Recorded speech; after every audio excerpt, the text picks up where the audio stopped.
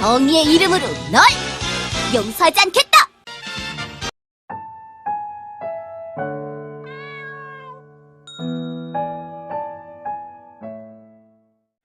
자, 안녕 얘들아, 깐족쌤이야. 오늘도 국어로 여러분들이랑 만나려고 해. 어제 올리고 싶었는데 선생님이 보다시피 영상으로는 미묘한 차이는 없겠지만 뒤에 책장을 재배열했고요. 선생님 작업 공간, 서재, 공부 공간을 새롭게 꾸며봤어요. 그래서 지금 그 새로워진 환경에서 여러분들을 만납니다. 그리고 기억하고 있습니다. 우리가 구탄을 가야 한다는 거죠. 이제 문학을 들어가기 시작했다는 거예요. 그 문학에서 우리가 더 쉽게 한번 알아보자는 거죠. 그래서 선생님이 어떤 자료를 준비하고 진짜 그냥 재미있게 볼 수 있게 준비했어요. 괜찮습니다. 이거를 통해서 여러분들이 쉽게 이해할 수 있다면 진입으로 충분합니다. 말과 도표로 할 수 있지만 이걸로 하는 게 더 낫지 않을까 생각해서 선생님이 준비해봤어요. 그럼 지체하지 말고 우물쭈물하지 말고 들어갑시다. 자, 선생님이 준비한 건 이 표예요. 자, 문학도 국어죠. 문학이 국어라는 거는 문학도 의사소통도에서 설명할 수 있다는 겁니다. 문학도 의미를 주고받는 거예요. 그래서 선생님이 입체적으로 3D로 만들어 왔어요. 자, 요게 지금 의사구조도입니다. 아주 그냥 물결무늬 있는 요 바깥 부분이 사회문화적 맥락이에요.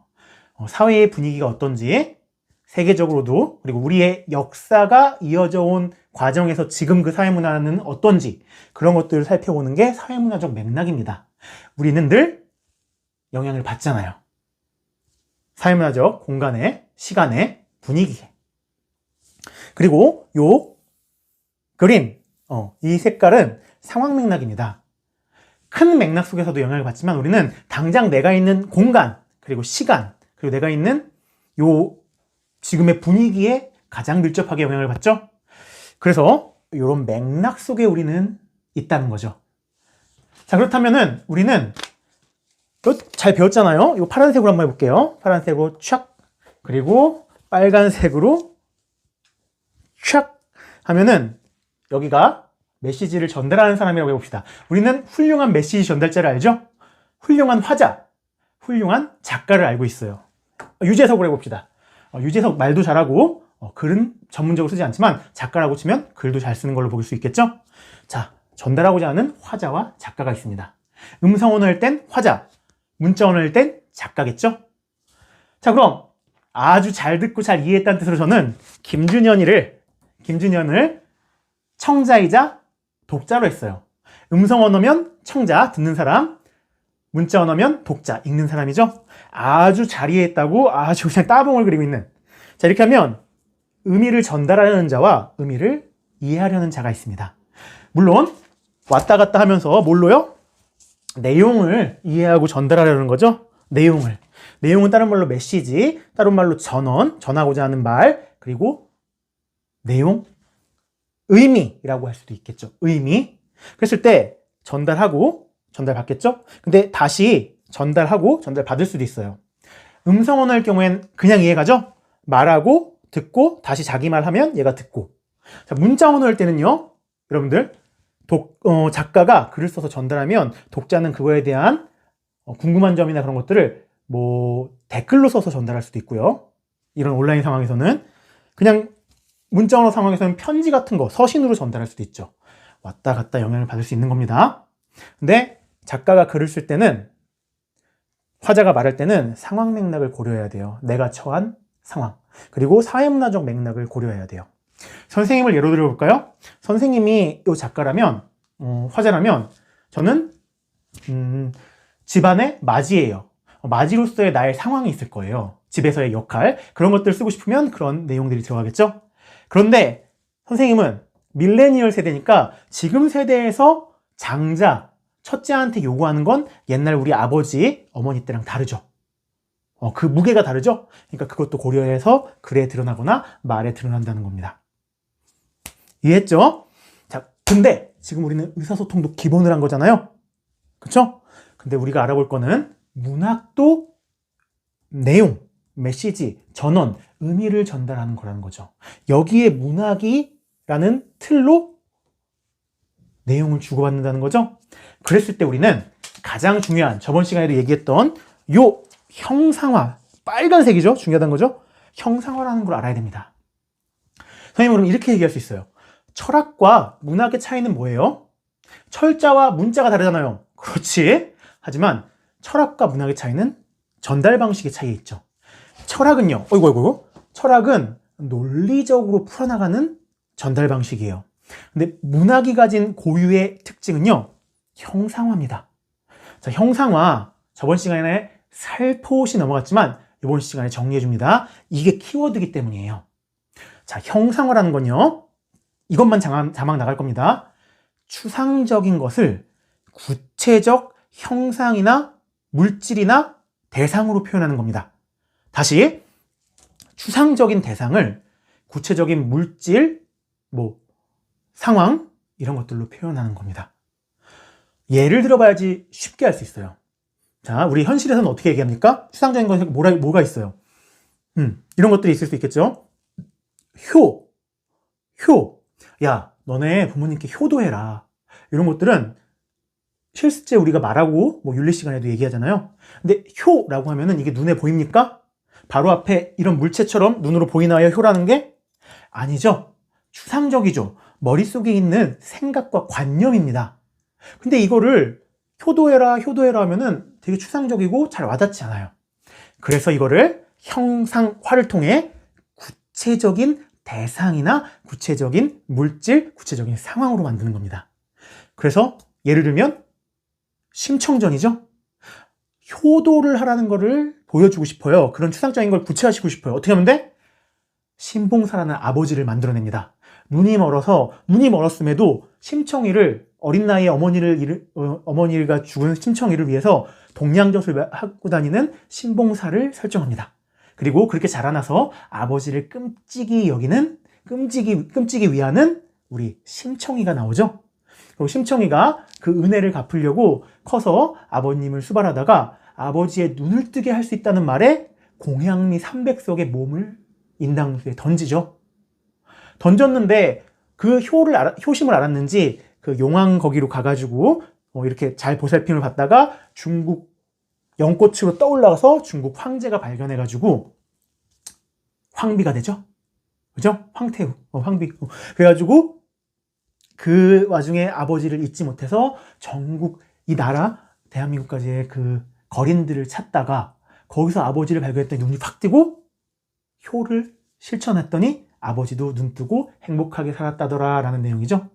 그리고 이 소설 읽는 우리는 느끼죠. 아, 부모님께 효도해야겠다. 요게 형상화를 통한 구체화된 겁니다. 효도해라 이것도 의미 있지만 심청이의 우여곡절, 심청이가 힘든 나날들을 겪고 다시 잘 되는 이야기, 신봉사가 눈을 뜨는 것을 통해 아, 효도하면 나도 잘 되고 부모님도 잘 되는구나 라는 것들을 느낄 수 있는 거죠. 훨씬 더 감각적으로 다가오죠. 우린 이걸 형상화라고 합니다. 그래서 문학이란 거는 이 내용을 전달하는 의사소통에 해당하지만 이 문학은 형상화를 기반으로 합니다. 사실 그대로의 전달이 아니라 추상적인 걸 구체적으로 바꾼다는 거죠. 요걸 기본 바탕으로 삼아서 여러분들 얘네다 잠깐 너도 잠깐 자 화자, 작가, 독자 이렇게 있죠? 그리고 형상화라는 건 여전히 여기 놔둘게요. 그럼 요걸 좀 떼서 선생님이 요거 있죠? 요 노란색 요 내용 부분을요 이렇게 크게 한번 확대를 해봤어요. 이렇게. 자, 그렇다면 그 내용 부분을 형상화 나와 너 형상화를 하는 4가지 방법이 있다는 거죠. 서정갈래, 서사갈래, 극갈래, 교술갈래로 형상화할 수 있다는 거예요.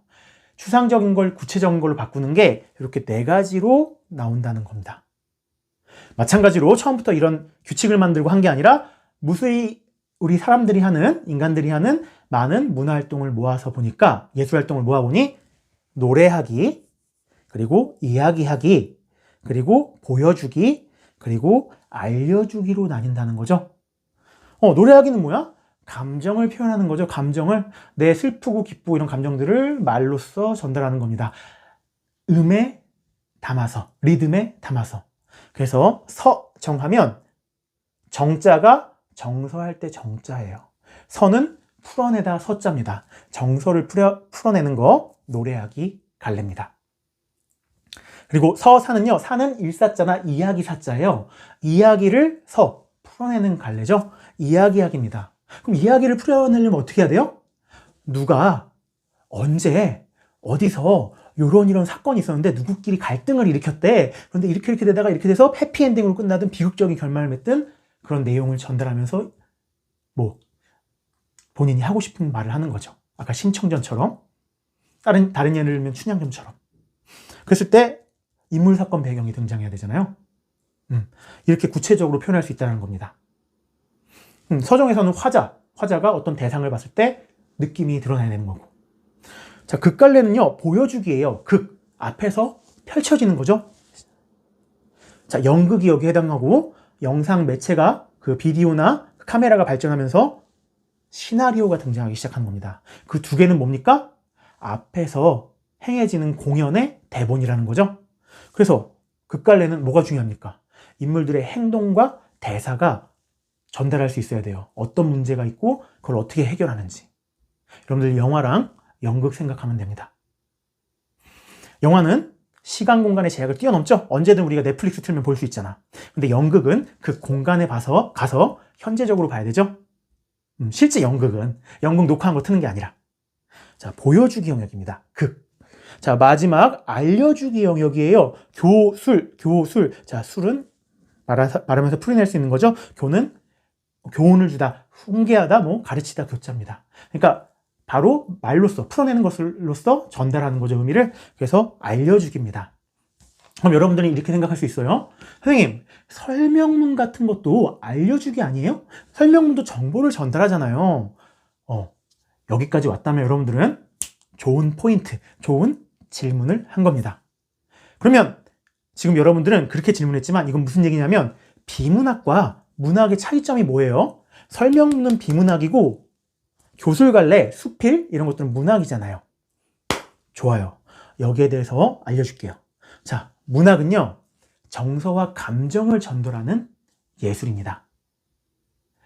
정서 혹은 그런 감정을 전달할 수 있는 예술이어야 돼요. 사실 정보를 전달하는 게 아닙니다. 그렇다면 교술갈래는 알려주는 건 맞아요. 근데 거기에 그 작자의, 그쵸? 글쓴이의 감정과 정서와 생각들이 동시에 나타나겠죠. 직접 전달하면서요. 근데 설명문은 그런 정서 중심이 아니라 사실 정보를 전달하는 겁니다. 그렇게 하면 이해가 가겠나요? 그렇게 하면 이해가 가죠? 구체적인 것은 각 갈래를 설명할 때 들어갈 수 있다는 거죠. 들어갈 거고요. 지금은요, 선생님이 이렇게 시각적으로 만든 거에서 여러분들이 이해할 수 있으면 됩니다. 우리는 이 내용, 메시지 전원이 문학이라는 갈래, 이것들이 여러분들 갈래예요. 자, 문학의 4대 갈래라고 하고 여러분들이 많이 들어봤던 거예요. 노래하기, 이야기하기, 보여주기, 알려주기는 중학교 때 이렇게 말하고요. 고등학교 때는 서정, 서사, 극, 교술이라고 얘기합니다.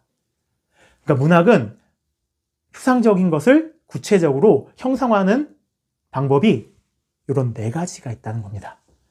그래서 이런 4가지 갈래를 통해서 정서와 의미를 전달한다는 거죠. 제일 중요한 건 아무거나 아무 얘기나 떠들면 안 된다는 거예요. 가치 있는 체험을 전달하는 겁니다. 이런 형식들에 맞춰서 구체화하여서. 이게 바로 문학의 시작입니다.